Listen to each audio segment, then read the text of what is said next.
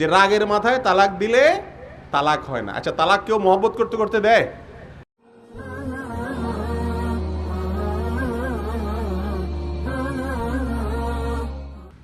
স্বামী স্ত্রী তালাক হয়ে গেলে তারা পুনরায় বিয়ে করতে চাইলে তার সহি নিয়ম কি, আর কয়বার বিয়ে করা যাবে?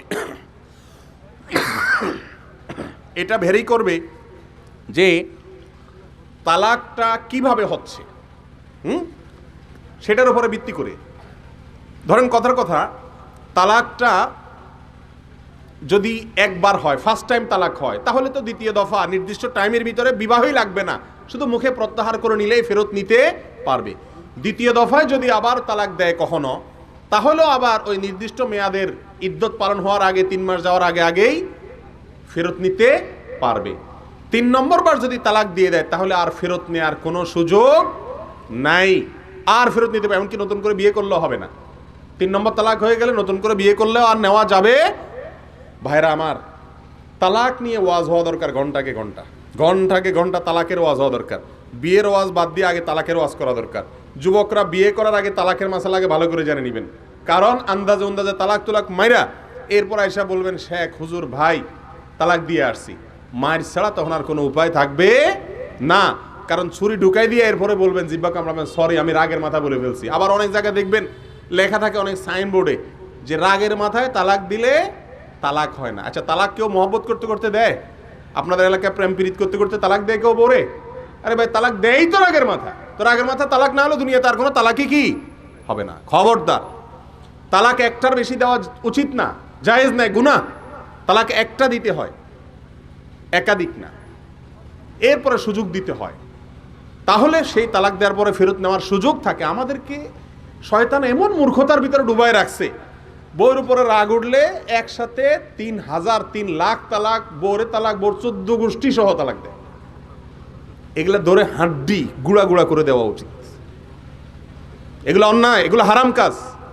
তালাক একটা দিতে হয়, তাও ঠান্ডা মাথায়।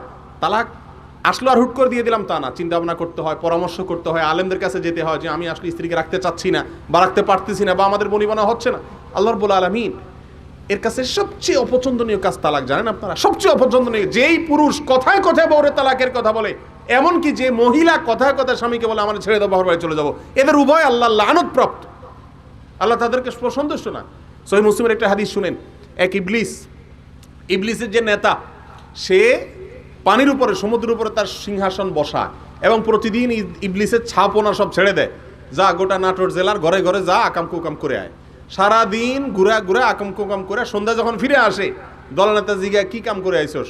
একজন এসে বলে, নেতাজি অমুকরে ফুসলে ফাসলে একটা দোকানতে চুরি করাইছি, আরেকজনকে ফুসলে ফাসলে মানুষ খুন করাইছি, আরেকটারে বিড়ি ধরাইছি আজকে, আরেকটারে একটা অবৈধ প্রেম প্রীতি লাগাই দিছি। শয়তান বলে যে কোনো রকম আর কি, এমন আহামরি কিছু করো নাই। হঠাৎ করে যখন একটা এসে বলে যে স্বামী স্ত্রীর মধ্যে ঝগড়া লাগাইয়া তালাক দেওয়াই দিছি, তখন ইবলিস বলে হ্যাঁ এই একটা কাজের কাজ করছো।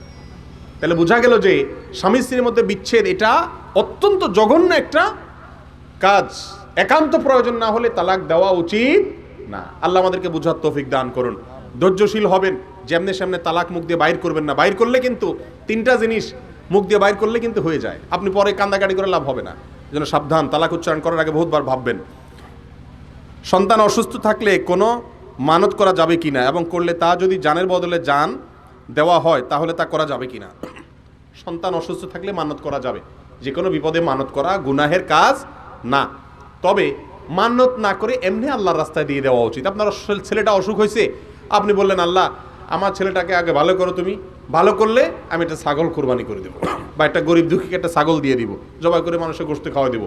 এই মান্নত জায়েজ, কিন্তু রাসূল আকরাম সাল্লাল্লাহু আলাইহি সাল্লাম বলেছেন ইন্নামা ইউস্তাখরাজু মিনাল বাখিল। আরে ভাই, মান্নত হলো কৃপণের সম্পদ বাহির করার একটা পলিসি। ও আল্লাহকে এমনি দান করতে রাজি না, ও বলে আল্লাহ আগে আমার পোলাটা সুস্থ করো, তারপর আমি তোমার দিব, তোমার খুশি করার জন্য। এটা হলো বখিলের আল্লাহকে শর্ত দিয়ে দান করা। এটা ঠিক, এটা ভালো কাজ না, জায়েজ কিন্তু ভালো কাজ না।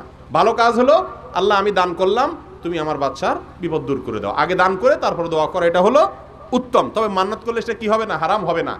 তবে মান্নত যদি হয় কোনো মাজারে, কোনো কবরে, কোনো হারাম মান্নত, তাহলে সে মান্নত পুরা করা ইসলামে জায়েজ। আমাদের এই ভিডিওটি যদি আপনার ভালো লেগে থাকে তাহলে ভিডিওতে একটি লাইক দিতে পারেন এবং আপনার প্রিয়জনদের সাথে শেয়ার করতে পারেন। এবং এইরকম আরও ভিডিও পেতে আমাদের ইউটিউব চ্যানেলটি সাবস্ক্রাইব করে পাশে থাকা বেল আইকনটি অন করে দিন।